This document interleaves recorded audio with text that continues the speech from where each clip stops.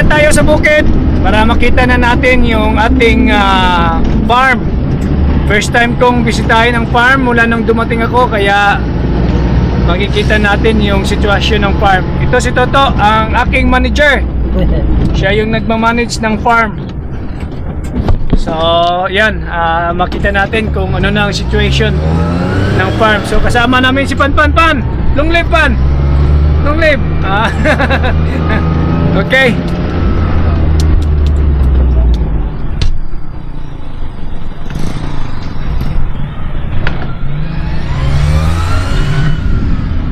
So nandito na tayo sa farm. Nakatira dyan yung katiwala. So dadali natin tong sasakyan kasi mahababang lakaran to. Makakaikot naman tong sasakyan. Para ipakita namin sa inyo yung buong farm. Yan yung tanim na saging. Yan, kay tatay ko yan. At yung doon lang sa akin. So alam niyo na, si tatay ko yung manager dati dito, kaya lang matanda na, hindi na kayanan. So si Toto nag-take over. Si Toto ang ginawa kong manager.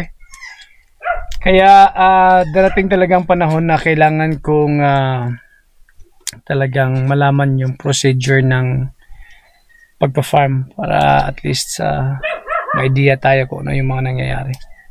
So punta tayo doon. Ikutin natin yung farm para tingnan natin kung ano ng sitwasyon. So yung farm ay more or less 8 hectares. 8 hectares.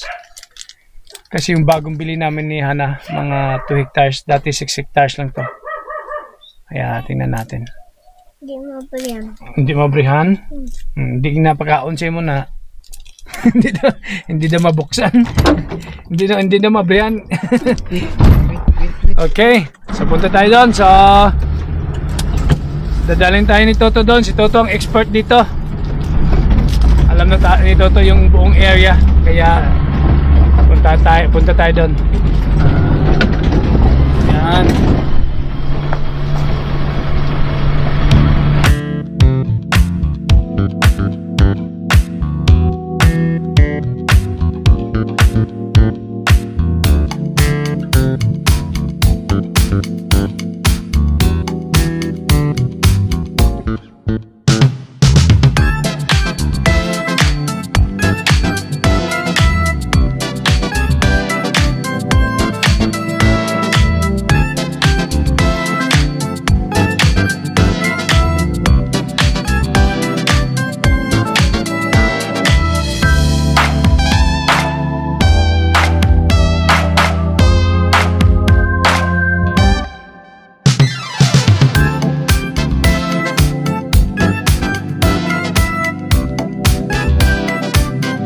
So nandito na tayo sa area. Ito yung tinanim ko na saging na 2 hectares, and then ito yung luma ko na area na tinaniman ko rin. So yung inoccupy ko na area is around 3 hectares, puro saging. Tapos yung kay tatay ko na nagtanim din siya ng saging doon banda sa baba. So yan. Ito yung investment ko rito namin ni Hana. Saging. Tingnan natin kung anong magiging resulta itong saging. Ito kasi tag-ulan ngayon. Bakit laya yung dahon to? Kasi palaging umuulan. Pinapasok tayo ng sigatuka. Tapos ng dilip, spray na naman. Spray. Kailan tayo mag-spray? Tapos ito. Ng dilif. Mga ilang araw ang dilifting nila? Kaya rin kami sa kadlaw na. Isang araw lang? Pakyawan naman eh. Okay. Right, so yan. Magastos lang ngayon. Pero darating din ang araw na magiging okay. Yan si Pit. Say hello. Yes, Pit, yan yung nagtatrabaho rito. Ilan kayo ngayon, Pit? Nagtatrabaho? 4? Oh. So yan. Silang nagdi-delif ngayon. Kailangan tanggalin nila yung mga layang dahon. Kasi sakit yan. Delifting ang tawag niyan. Nangyayari ito pag tag-ulan. So, doon ang gawin natin sa damo to. Ini-sprayhan mo to. Oh. Spray o hindi na tayo gumagamit ng lawn mower. Depende. Pag gamit ko ng lawn mower ko ngayon. Kasi masyadong umuulan. Kaya ginamitan natin ng herbicide. Kasi Herbicide. Gamit ka ng herbicide. Pag tabas ng tabas. 1 week lang. Tubo naman. Oh, ito. Kwento, dapat na naman tong kwento, di ba? Oh. Tatabasin. Pero mas maganda yung mower. Oy, nakalimutan namin si Panpan.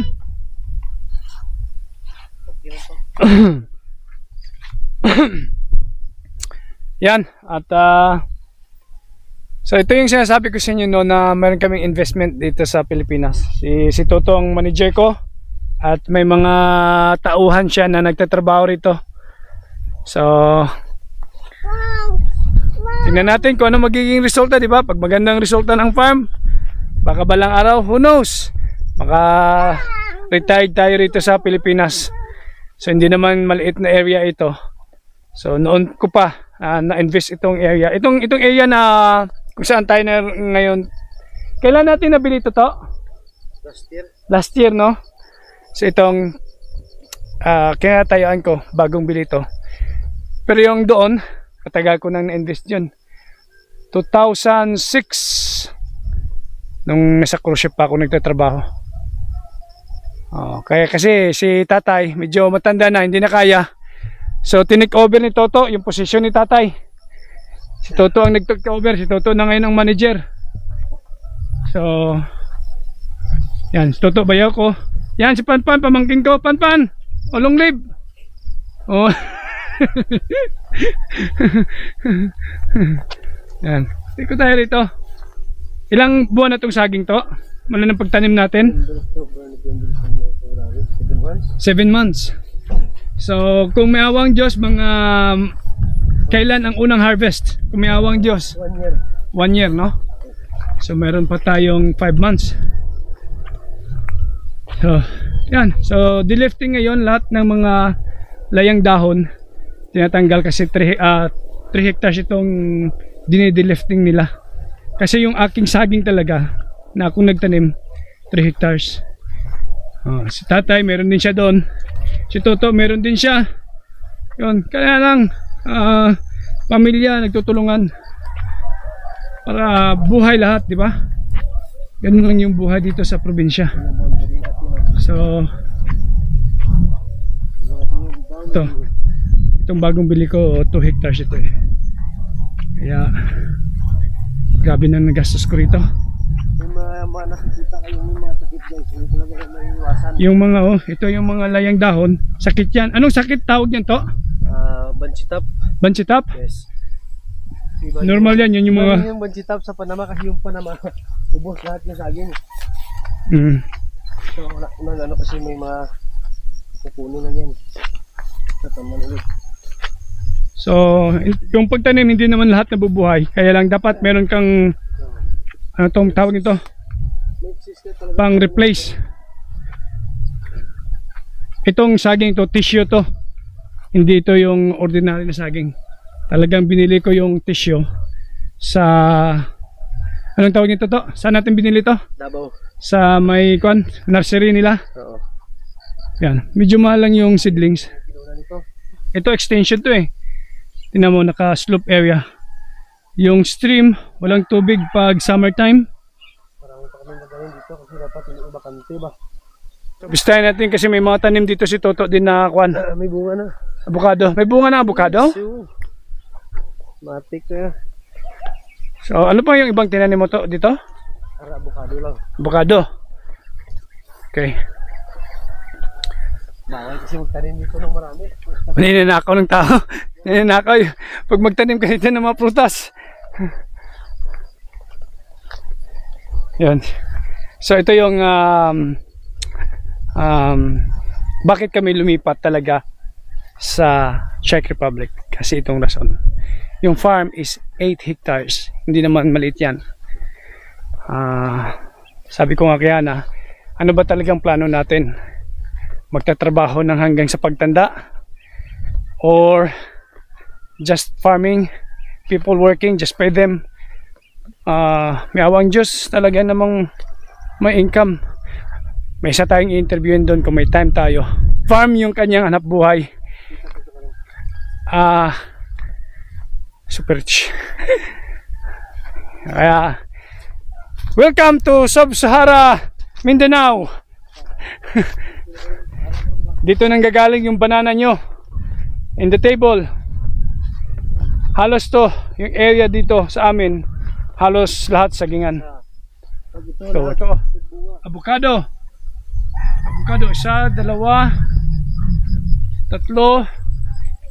Kailan to tinanim ito rito? Kasi nag-request talaga ako ng avocado. Kasi paborito ni Hana itong mga avocado. Lalaki na bunga. Nagpatanim din ako ng pomelo. Isa sa paborito ni Hana. Ewan ko hindi tumubo. Doon sa humlat namin, papakita ko rin yung humlat namin sa inyo na binili ko noon pa. Okay. Mga kabahayan dyan, oh.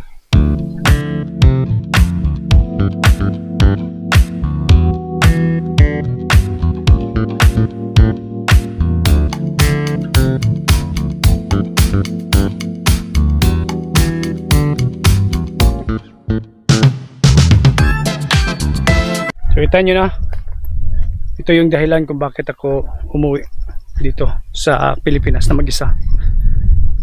At matingnan yung farm, kung ano na ang sitwasyon ng farm. Okay, so at least naipakita ko na sa inyo ang farm. At pwede na ba ako mag-retire dito sa Pilipinas kasama ng aking pamilya? Mabubuhay na ba kami dito? Tingnan natin. Only God knows. Delifting ang tawag nito. Yan. Tinatanggal ni Pitpit yung mga layang dahon. Bilis ah. Kailan nyo matapos to, Pit? Karon Ubos na ni mamaya? Okay. Bo? Bah, bilis ah.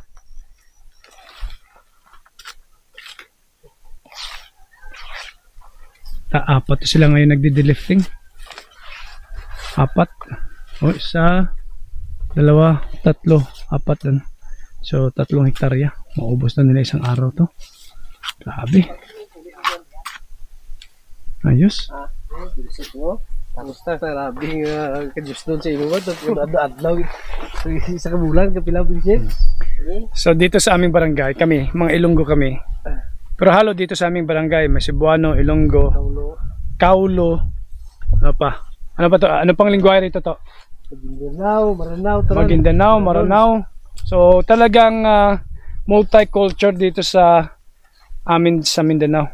Lalo tigit dito sa Dado, Alamada, North Cotabato. Yan. At dito, hindi mainit dito, mahangin. Pero yung hangin hindi maganda sa konto, di ba? Saging.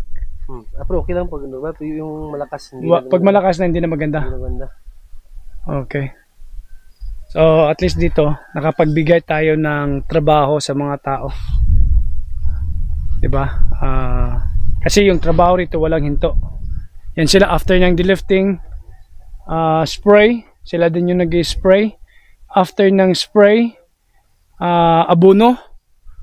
Tapos parang cycle lang, ikot-ikot lang. So walang hinto ang trabaho. Kaya parang nakatulong tayo sa mga farmers, sa mga nagtatrabaho, na nakakapagbigay tayo ng trabaho sa kanila. So yan, punta tayo sa baba.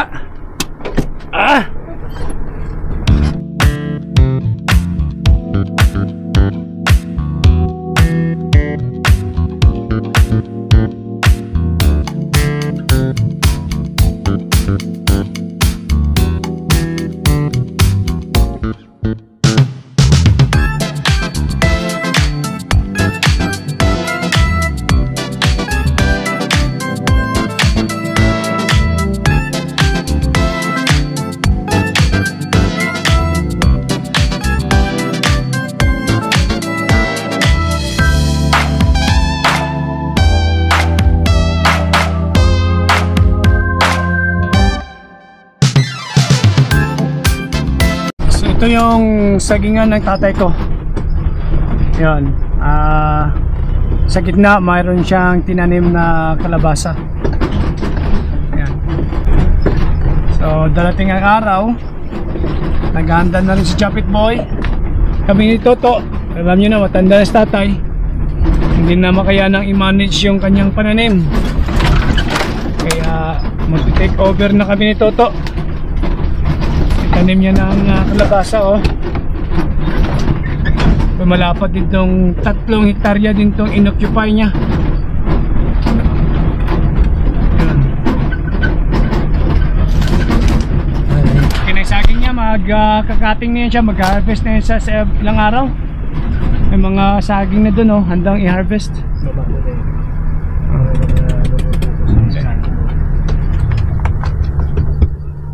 Babaan natin. Grab. Ito kay tatay to. Gandang saging tatay, oh. Diba, malaki na. Sinasagong yung stampil ko. Stampil ko? Na saging? Oh. Ito yung area na to. 2006 ko nabili to. Itong area na to. So mula noon si tatay ko lang ang pinagamit ko para at least may pangkabuhayan, diba? Hanggang ngayon siya ang gumagamit, pero sabi nga niya matanda na siya. Sabi ko one day I'll take over all the land kasi nga matanda na si tatay. Tapos si Toto yung manager ko, so binigyan ko rin si Toto ng kanyang sariling saging doon. Yeah, habang minamanage niya yung farm, mayroon din siyang sariling niyang pagkakitaan. So mayroon siya doong tinanim na kanyang sariling saging, mga 2 hectares ata. So tingnan natin yung saging. Ayan to, pwede na harvestin yan to.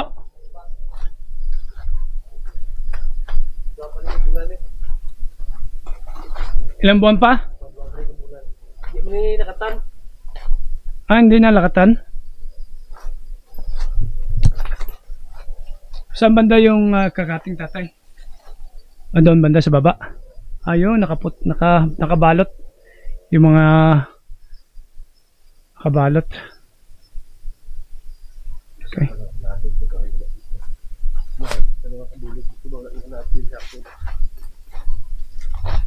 Ito, mga kalabasa sa gitna. Tinaniman ni tatay ng kalabasa. Double purpose. Bunga yun. Bunga. Sana. Yun, bunga na pala, oh. Yan. Doon yung malalaki. Ayos. Kailan to tinanim to? Itong saging tatay? May gitna 2 taon na? Wala, 1 taon? wala pa rin siyang tuig. Wala pa, kaya pa hindi pa na-harvest to. So una sa tatay nagtanim. Pero sa tatay naman yung tanim ni tatay on and on. Pag hindi ko na, putol, tanim, putol, tanim. Punta lang. Ay, kunta lang. So, punta natin yung mga saging ni tatay na ilang araw from now. Yan yung nakabalot na blue. Yan, anytime pwede nang i-harvest. Yung kilo ng saging dito sa Mindanao ngayon is 50, 52, 53 pesos per kilo. Tama to? 52 kilo per kilo? 50 ngayon. 50 ngayon? Hindi magkaparehas kasi iba 50, sa iba 53, 52. Sabi na yung tambok sa ito kay tatay lang to, lapad to, mga 3 hectares din to. garden namin. Kaya yun, sa gitna, kalaskuan, kalabasa.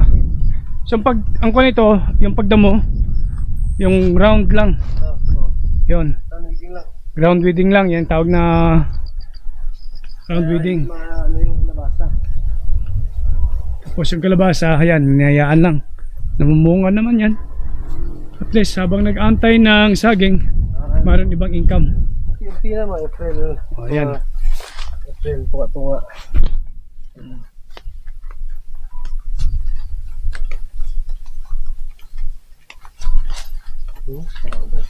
Dami oh.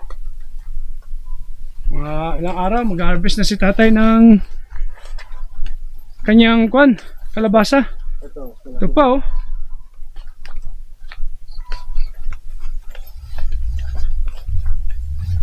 Ayos. Selection. Mga advance.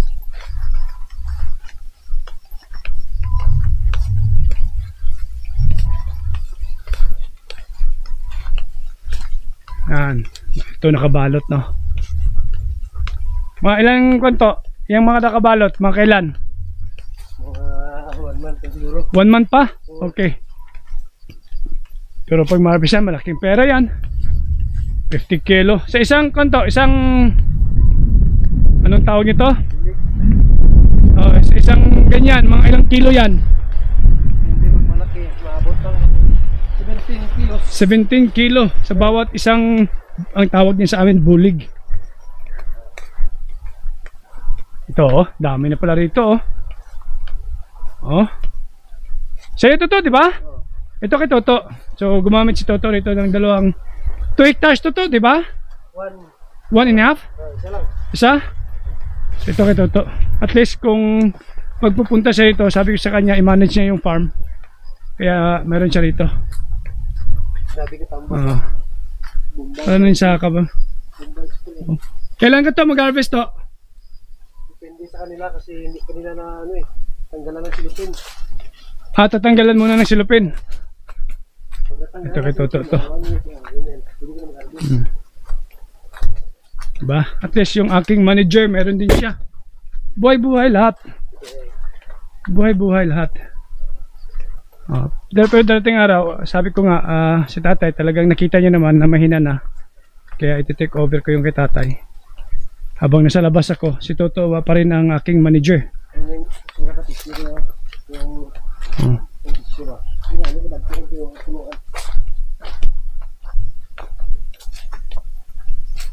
Oh, madami pa lang mga ilang buwan, isang buwan to?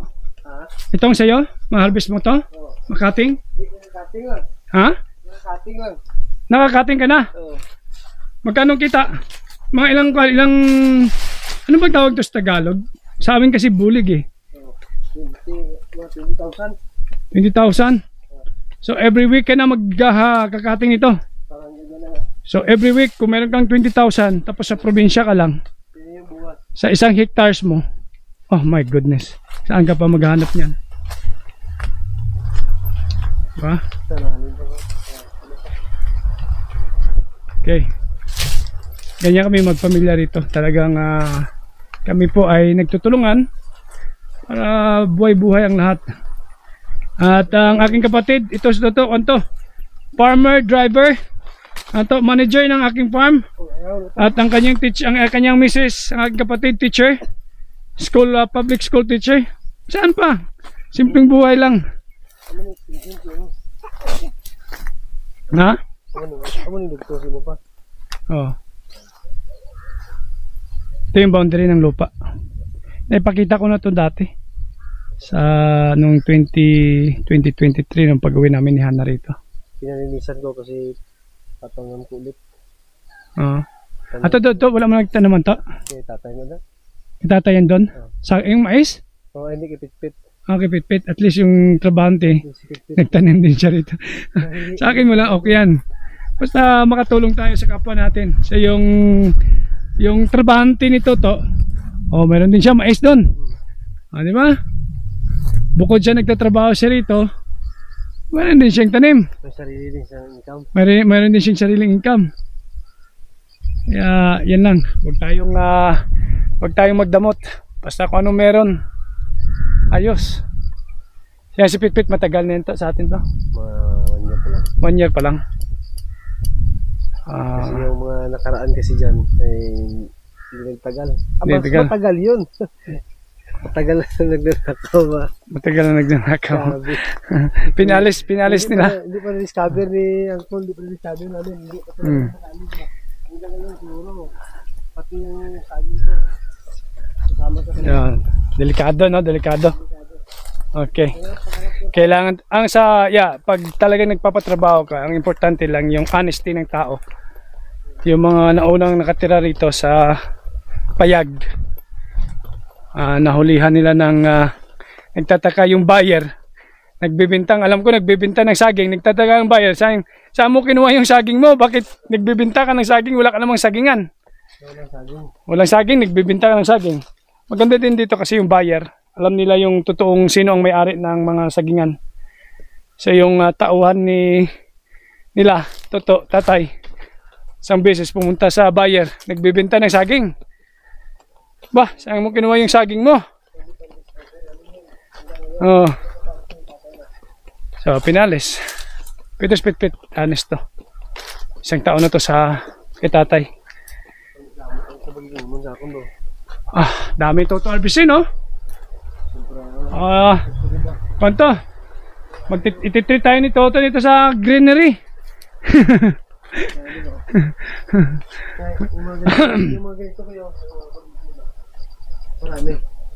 Yun. Mga isang daang kwanto?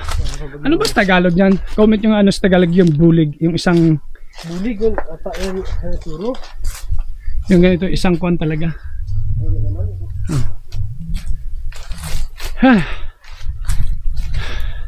Tingnan nyo lang. Napakadilim nyo dito. Puro saging lahat yan. Saging na. Mula sa taas hanggang dito sa baba. Hindi na makita. Pwede ka na magtago rito. Okay. So ako ang huling nagtanim. Nung pagbili ko ng bagong lupa, sabi ko kagad kay tatay, ako ang magmamanage, ako ang mag-finance. So si Toto ang nag-manage habang ako ay nasa labas. At ngayon nandito nga ako, kaya tinura ko ni Toto. Sabi ni Toto sa akin, Kuya, itur mo na yung lupa mo. Kaya tinanong sa kailan. Ngayon nagpasit ako ngayong araw, Monday. Ngayon Monday.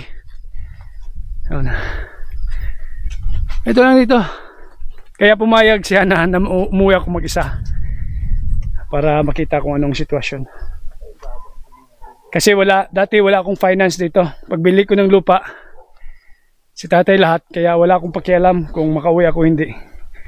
Yan ang maganda pag ang investment mo lupa, hindi nabubulok. Paggamit mo lang. So si tatay noon, ngayon meron akong sariling finance na lupa na tanim. Kaya umuwi ako para makita. Okay.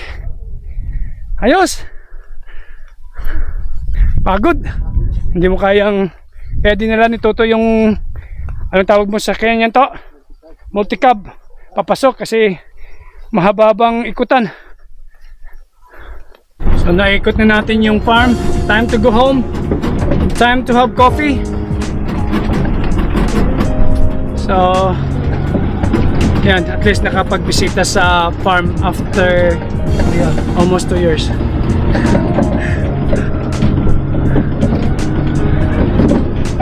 Okay. So, see you next time. Ang susunod ko na ipakita yung aming nabili ni Hana na lote na papatayuan namin ng maliit na bahay or apartment. Yun ang plano.